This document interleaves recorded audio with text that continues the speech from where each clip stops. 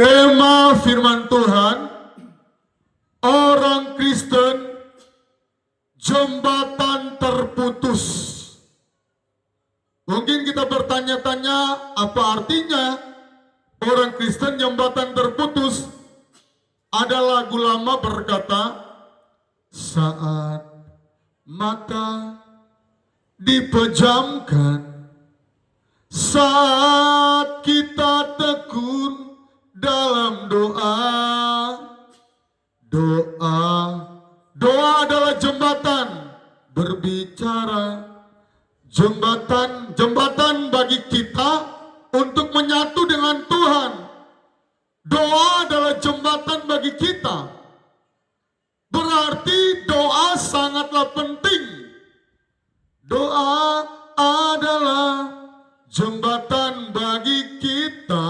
Ya, saya enggak kuasai liriknya, tetapi katanya begitu. Doa adalah jembatan bagi kita untuk bersatu dengan Tuhan kita. Kenapa saya katakan jembatan terputus? Nah, kita melihat Matius pasal yang ke-26 ayat yang ke-42. Lalu ia pergi untuk berdoa. Lalu ia pergi untuk kedua kalinya dan berdoa. Katanya, ya Bapa, jikalau cawan ini tidak mungkin lalu, kecuali apabila aku meminumnya, jadilah kehendak-Mu. Dan ketika ia pergi pula, ia mendapati mereka tidur. Ayat 44. Ia membiarkan mereka di situ lalu pergi dan berdoa untuk ketiga kalinya. Kalau tadi kedua kali, sekarang ketiga kali. Kita harus belajar bahwa di dalam Alkitab, dalam satu perikop, kalau Tuhan menulis sampai ketiga kali, bahkan ini peristiwa yang sangat penting di Taman Getsemani. Detik-detik terakhir Yesus meninggal, ia berpesan kita orang Kristen harus banyak berdoa. Tetapi ada yang berkata, apa pendeta? Dari sekolah minggu saya sudah dengar-dengar tentang doa. Basi. Kadang-kala iblis berkata begitu. Basi. Skip saja. Sesungguhnya, ibarat kalau kita berdoa dari bumi, bagaimana berkat dari surga akan turun kalau manusia yang dari bumi. Contoh, saya berdoa dari Jayapura, tempat kami tinggal berdomisili. Tidak mungkin akan tercurah di surga karena ada jembatan yang terputus. Doa adalah jembatan bagi kita untuk bersatu dengan Tuhan kita.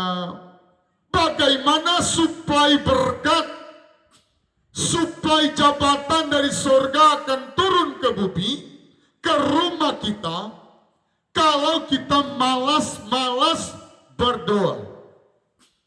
Jadi doa itu tidak ada kata basi. Kadangkala orang, khotbah akhir zaman, saya mau nonton dari menit pertama sampai menit ke-50. Dari menit pertama sampai menit 1 jam. Tetapi Alkitab mencatat di Taman Getsemani, inilah yang menjadi alasan kami membuat doa syafaat Getsemani. Jangan pernah masuk di pikiranmu dan tertanam doa itu, saya sudah mengerti. Ada rahasia yang Allah berikan bagi kita di hari ini. Rahasianya apa? Bahwa doa itu jangan jemu-jemu berdoa. Jangan bosan-bosan. Karena itu adalah transportasi berkat. Saudara coba lihat. Pemerintah kalau ada bencana alam, jembatan terputus, pasti PU akan memprioritaskan. Wali kota kalau di kota, Kepala Dinas PU tinjau lokasi.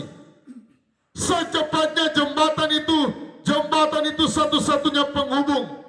Kepala Dinas PU cepat bikin. Kadangkala kita tidak sadar berkat kita terputus karena doa kita macet-macet, karena doa kita alpa-alpa. Sekali lagi saya mau ingatkan, Roh Kudus ingatkan, Raja di atas segala raja mengingatkan bahwa di masa yang sukar ini, akhir zaman ini, tahun 2025 jelas berita-berita robot, wow, kesukaran di mana-mana. Saya katakan kami beli beras 1 kilo 15.000. Kami tanya, Mas, ada yang lebih murah? Enggak ada. Itu baru satu item, belum minyak goreng, belum lain-lain. Tanpa kita sadari, pengeluaran hari-hari terakhir ini semakin besar yang keluar, pemasukan semakin berkurang. Saudara rasa? Kalau kami rasa, karena ini Alkitab sudah gariskan masa-masa yang sukar. Kitab Wahyu berkata bahwa terjadi masa yang sukar, Timotius. Nah, kita harus perbanyak berdoa, jangan jemu-jemu. Doa itu ibarat makan dan minum.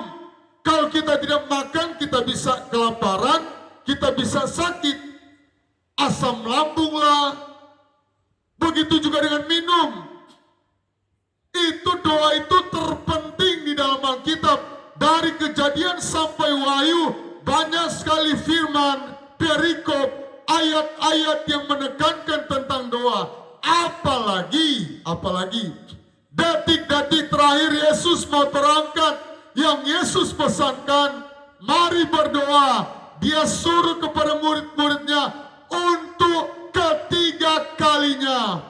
Tuhan berkati pemirsa channel ini, supaya kami lebih rajin berdoa, dan jembatan kami berkat, suplai berkat dari sorga tidak terputus karena kita rajin berdoa, belajar berdoa. Tuhan Yesus memberkati.